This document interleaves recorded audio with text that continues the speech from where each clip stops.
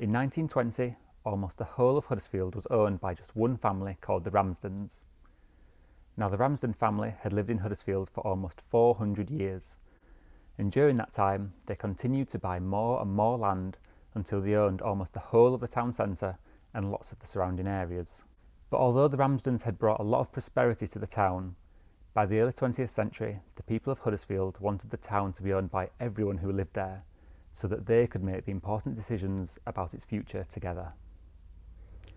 This belief was also shared by a man called Wilfred Dawson, who was a local councillor for Newsham, and so he convinced the rest of Huddersfield's council that they should buy the Ramsden family's land on behalf of all the people in the town.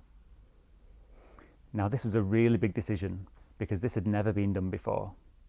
No local council had ever owned so much land in their own town, and the Ramsdens estate was about the size of 2,150 football pitches, so it was also going to cost them a lot of money to buy it.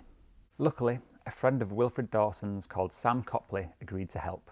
Sam Copley was born in Berry Brow, and although his first job was working as a barber in his dad's shop, he soon travelled to Australia, where he made his fortune, setting up a successful business that's still going strong today. Sam Copley loved his hometown, and so he agreed to buy the land and look after it until the council was able to raise all the money that they needed. So on the 29th of September 1920, Huddersfield's local council bought the entire Ramsden family estate for £1.3 million. That's over £40 million in today's money.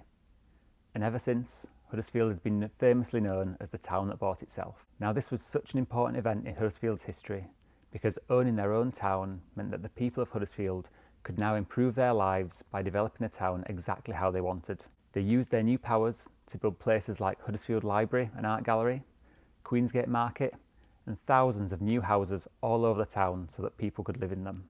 So this is why we're celebrating the 100th anniversary of the town buying itself, because this event helped to create the Huddersfield that we know today, and it shows how people working together can help to improve the lives of their local community.